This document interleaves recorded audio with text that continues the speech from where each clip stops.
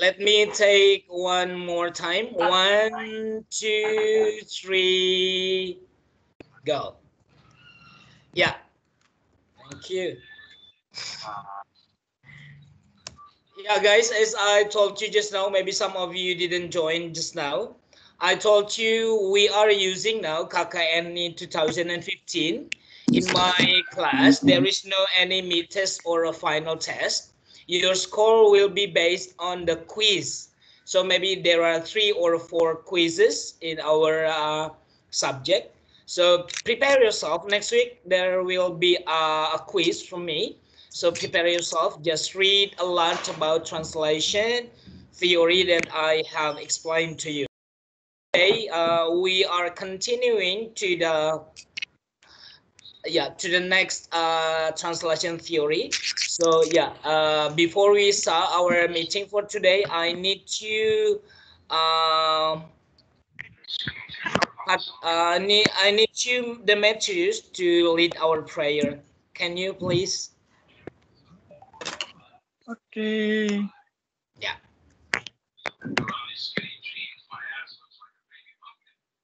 Thank you, God, for meeting today and gather us for the meeting. And we are going to learn about translation theories.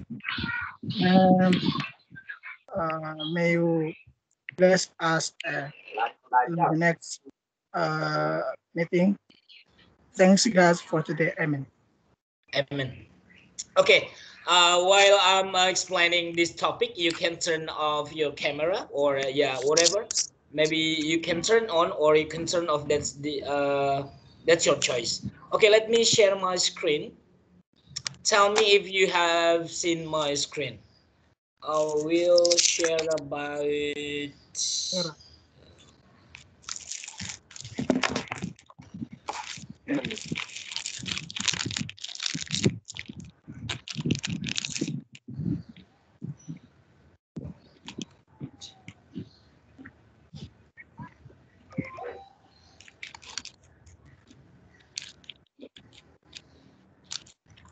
Yeah, can you see my screen now?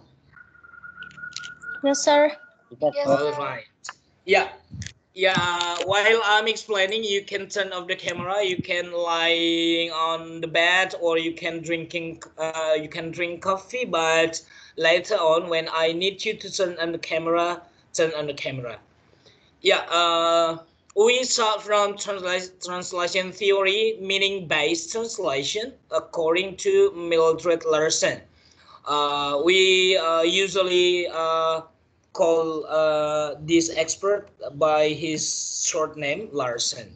Okay, I repeat about translation. Translation consists of changing from one state or form to another. Saya ulangi lagi, kemarin kita sudah pelajari sedikit mengenai what is the meaning of translation. Jadi penerjemahan ini memang mengandung perubahan dari satu bentuk ke bentuk yang lain. Bentuk di sini maksudnya adalah the language, of course, ya. Okay, that's based on Merriam-Webster Dictionary. Okay, we continue to ini saya tidak ulangi ya, kemarin sudah kita bahas mengenai arti penerjemahan menurut Catford, Naida, and Newmark. Ya, di sini saya jelaskan kembali singkatan-singkatan yang sering nanti kita temukan. Ada SLT nanti, T-nya itu text, SL berarti source language, TL itu nanti artinya target language. Jadi kalau ada C nanti berarti text ya. Jadi SLT or TLT. Oke, penerjemahan katanya mengubah bahasa sumber ya ke bahasa sasaran yang memastikan bahwasanya bentuk atau tataran makna dari dua bahasa tersebut harus sama. Saya ulangi, tataran makna berarti yang pertama kita harus terjemahkan itu adalah maknanya. Saya ulangi lagi, sudah saya jelaskan minggu lalu ya. Yang kedua katanya kita harus melihat bentuk struktur. Struktur di sini adalah grammarnya. Bahwasanya kita juga harus memperhatikan struktur bahasa sumber dan bahasa sasaran. Oke, saya lanjut. Translation is, ini sudah saya jelaskan. Nah, kita lebih fokus ke sini. Di dalam penerjemahan katanya, ada dua hal yang harus kita fokus. Yang pertama adalah meaning, yang kedua adalah form. Oke, form maksudnya di sini adalah ketika kita mempelajari linguistik, ya, based on linguistics field. So first of all we study about phonology, ya, di sini juga ada phonology, tapi phonology itu memang jarang masuk ke dalam kajian translation. Nah, jadi tataran yang kita harus terjemahkan itu adalah bentuk kata, frasa, klausa, kalimat, dan paragraf. Paragraf ini adalah kumpulan dari beberapa kalimat. Ya, jadi form di sini adalah sama dengan structure. Jadi structure ini berarti bentuk susunan kalimat tersebut, ya. Nah, kalimat itu di dalam kalimat terkandung kata, kata dengan kata disebut dengan frasa, frasa yang mempunyai subjek disebut klausa, sedangkan klausa yang lengkap disebut dengan sentence.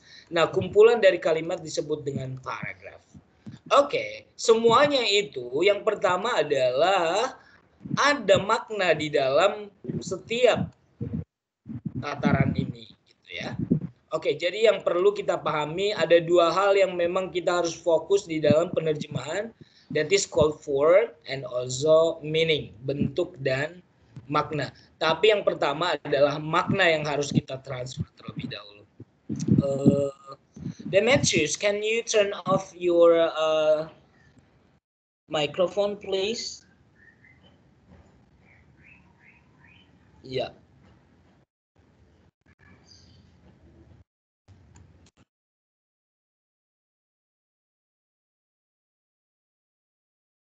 Can you still hear my voice, guys? Yes, sir. Okay, thank you. Let me continue. Ya, ini tadi yang saya sudah bilang, di sini disebutkan form adalah surface structure of language, ya.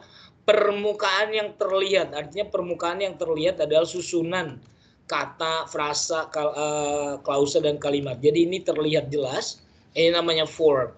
Nah, sedangkan meaning itu tidak bisa terlihat secara kasat mata, guys. Karena ini bagian dari deep structure, artinya bagian yang memang lebih dalam dari bahasa itu sendiri. Ya, jadi meaning itu tidak bisa terlihat, ya, tapi hanya kita bisa analisis melalui penggunaan kata dalam kalimat tersebut. Nah, kalau form kan kita bisa melihat yang mana subjek, predikat, dan objek, yang mana kata benda, kata sifat, kata kerja, dan kata lainnya. Oke, sedangkan meaning adalah a whole, ya, keseluruhannya, kumpulan dari kata, frasa, klausa, dan kalimat, semuanya mengandung makna. Oke, saya lanjut. Oke, tadi sudah saya jelaskan ada SL, source language, ada RL, receptor, atau TL, target language, itu sama, ya. Oke, language and culture. Kita masuk apa sih peranan budaya di dalam bahasa, khususnya dalam penerjemahan. Ya, language is the heart within the body culture, and it is the interaction between the two that results in the continuing of life energy.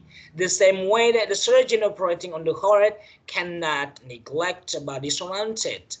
Maksudnya adalah seperti ini, guys. Di dalam bahasa itu sendiri, sebenarnya bagian utamanya adalah bahasa itu sendiri adalah bagian dari budaya.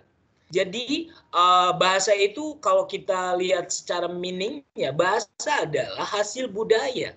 Nah, budaya itu sendiri adalah kebiasaan atau adat istiadat yang dilakukan oleh kelompok orang agar lebih mengerti satu sama lain. Jadi bahasa itu adalah a craft, ya. Language is a craft from the human beings, ya. And it is jadi maksudnya ada interaksi yang tidak boleh terpisahkan antara bahasa itu sendiri dan budayanya. Karena memang bahasa itu adalah bagian dari budaya. Katanya sama dengan badan, ada hati. Ketika hati dioperasi, ketika jantung dioperasi, bagian badan lainnya juga akan terkena gitu loh. Karena hati itu atau jantung itu bagian dari badan. Begitu juga dengan bahasa dan budaya. Jadi tidak boleh kita mempelajari budaya tersendiri, tidak boleh kita mempelajari bahasa tersendiri. Tapi dua-duanya kita harus mempelajari. Oke, itu maksudnya jadi ada keterkaitan erat antara language and culture. Oke. Language and culture. Menurut si Edward Sapir, expert di dalam linguistik, language is a guide to science, social reality. Bahasa itu adalah sebuah panduan dalam kehidupan nyata bermasyarakat. Makanya saya bilang tadi, karena bahasa itu adalah budaya atau hasil karya kelompok masyarakat, jadi untuk mengenal satu sama lain, untuk tahu isi hati atau apa yang ingin disampaikan oleh orang lain dalam kelompok tersebut, diperlukanlah bahasa. Makanya bahasa slang yang sekarang anak remaja, kenapa disebut contohnya tadi ketika saya dengarkan ini contoh saja, nggak usah ini, karena memang sudah terbiasa, anjay. Nah, bahasa remaja sekarang anjay itu kan hasil budaya anak-anak remaja sekarang. Yang artinya itu sebagai panduan bahasanya ketika menyebut kata anjay, kita lihat dulu social conditionnya. Di dalam anak remaja ketika mengucapkan kata anjay kepada temannya itu bukanlah bahasa negatif gitu.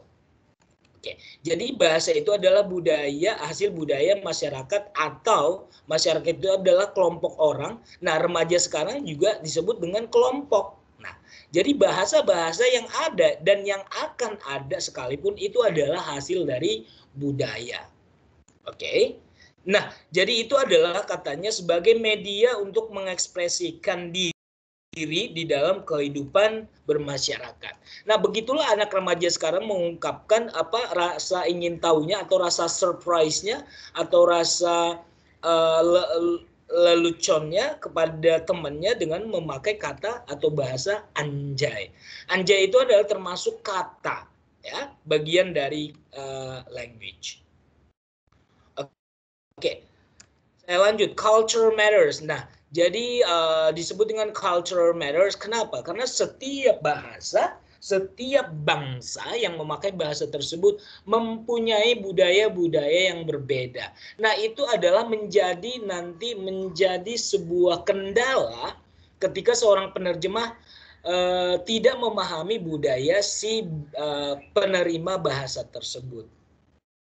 Contohnya ketika kamu menerjemahkan bahasa Indonesia ke bahasa Nias, padahal kamu orang Batak yang memang tidak pernah tinggal di Nias, kamu memang tahu bahasa Nias, tetapi ada kata-kata khusus di bahasa Nias yang mungkin kamu tidak tahu dan hanya orang-orang yang tinggal di Nias yang tahu. Nah, kamu sebagai penerjemah juga harus terjun ke lapangan atau bertanya langsung kepada orang-orang yang memakai bahasa Nias tersebut.